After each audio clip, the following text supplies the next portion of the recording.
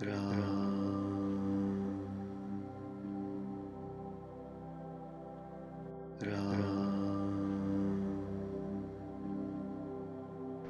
नारद जी ने यह सब समाचार सुने तो वे कौतूक ही से हिमाचल के घर पधारे। पर्वतराज ने उनका बड़ा आदर किया और चरण धोकर उनको उत्तम स्थान दिया। फिर अपनी स्त्री सहित मुनि के चरणों में सिर नवाया और उनके चरण को सारे घर में छिड़कवाया। हिमाचल ने अपने सौभाग्य का बहुत बखान किया और पुत्री को बुलाकर मुनि के चरणों पर डाल दिया। हे मुनिवर, आप त्रिकालज्ञ और सर्वज्ञ हैं। आपकी सर्वत्र पहुंच है, अतः आप हृदय में विचार कर कन्या के दोष गुण कहिए। नारद मुनि ने हंसकर रहस्ययुक्त कोमल वाणी से कहा, तुम्हारी कन्या सब गुणों की खान है। यह स्वभाव से ही सुंदर, सुशील और समझदार है। उमा, अंबिका और भवानी इसके नाम हैं। कन्या सब सुलक्षणों से संपन्न है। यह अपने पति को सदा प्यारी होगी। इसका सुहाग सदा अचल रहेगा और इससे इसके माता पिता यश पाएंगे। यह सारे जगत में पूज्य होगी और इसकी सेवा करने से कुछ भी दुर्लभ ना होगा। संसार में स्त्रियां इसका नाम स्मरण करके पतिव्रत रूपी तलवार की धार पर चढ़ जाएंगी। हे पर्वतराज, तुम्हारी कन्या सुलक्षणी है। अब इसमें जो 2-4 अवगुण हैं उन्हें भी सुन लो। गुणहीन, मानहीन, माता पिता विहीन, उदासीन, संशयहीन, लापरवाह, योगी, जटाधारी, निष्काम हृदय, नंगा और अमंगल वेश वाला ऐसा पति इसको मिलेगा। इसके हाथ में ऐसी ही रेखा पड़ी है। नारद मुनि की वाणी सुनकर और उसको हृदय में सत्य जानकर पति पत्नी को दुख हुआ और पार्वती जी प्रसन्न हुई। नारद जी ने भी इस रहस्य को नहीं जाना, क्योंकि सबकी बाहरी दशा एक सी होने पर भी भीतरी समझ भिन्न भिन्न थी।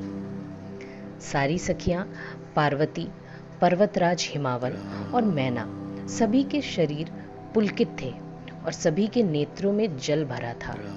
देवर्षि के वचन असत्य नहीं हो सकते।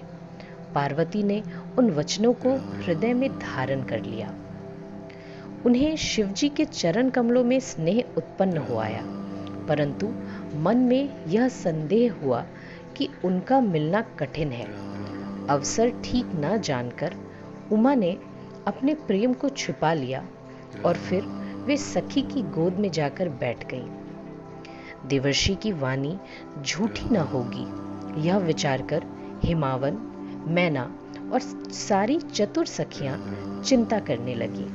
फिर हृदय में धीरज धरकर पर्वतराज ने कहा, हे नाथ, कहिए अब क्या उपाय किया जाए। मुनीश्वर ने कहा, हे हिमावन, सुनो।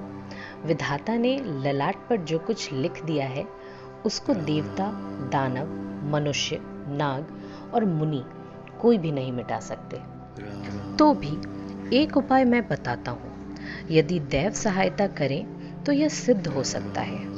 उमा को वर तो निसंदेह वैसा ही मिलेगा जैसा मैंने तुम्हारे सामने वर्णन किया है, परंतु मैंने वर के जो जो दोष बतलाए हैं, मेरे अनुमान से वे सभी शिवजी में हैं। यदि शिवजी के साथ विवाह हो जाए तो दोषों को भी सब लोग गुणों के समान ही कहेंगे। जैसे विष्णु भगवान शेषनाग की सैया पर सोते हैं तो भी पंडित लोग उनको कोई दोष नहीं लगाते। सूर्य और अग्निदेव अच्छे बुरे सभी रसों का भक्षण करते हैं, परंतु उनको कोई बुरा नहीं कहता। गंगा जी में शुभ और अशुभ सभी जल बहता है, पर कोई उन्हें अपवित्र नहीं कहता। सूर्य, अग्नि और गंगा जी की भांति समर्थ को कुछ दोष नहीं लगता।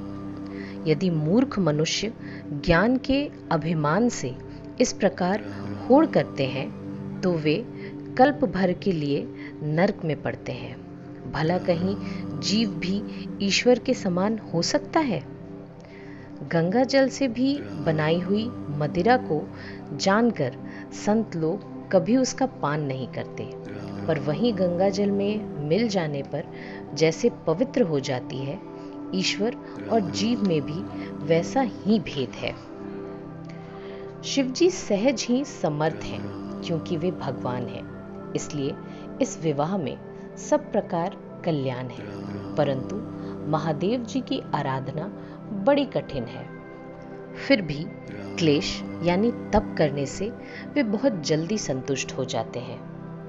यदि तुम्हारी कन्या तप करे तो त्रिपुरारी महादेव जी होनहार को मिटा सकते हैं। यद्यपि संसार में वर अनेक हैं, पर इसके लिए शिवजी को छोड़कर दूसरा वर नहीं है। शिवजी वर देने वाले, शरणागतों के दुखों का नाश करने वाले, कृपा के समुद्र और सेवकों के मन को प्रसन्न करने वाले हैं। शिवजी की आराधना किए बिना करोड़ों योग और जप करने पर भी वांछित फल नहीं मिलता। ऐसा कहकर भगवान का स्मरण करके नारद जी ने पार्वती को आशीर्वाद दिया, हे पर्वतराज, तुम संदेह का त्याग कर दो, अब यह कल्याण ही होगा।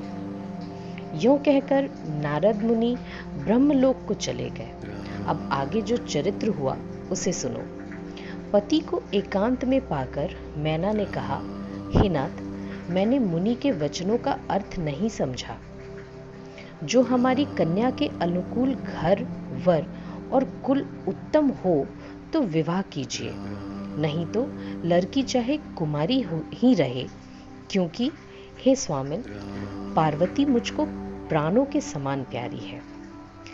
यदि पार्वती के योग्य वर ना मिला तो सब लोग कहेंगे कि पर्वत स्वभाव से ही जड़ होते हैं। हे स्वामी, इस बात को विचार कर ही विवाह कीजिएगा, जिसमें फिर पीछे हृदय में संताप न हो।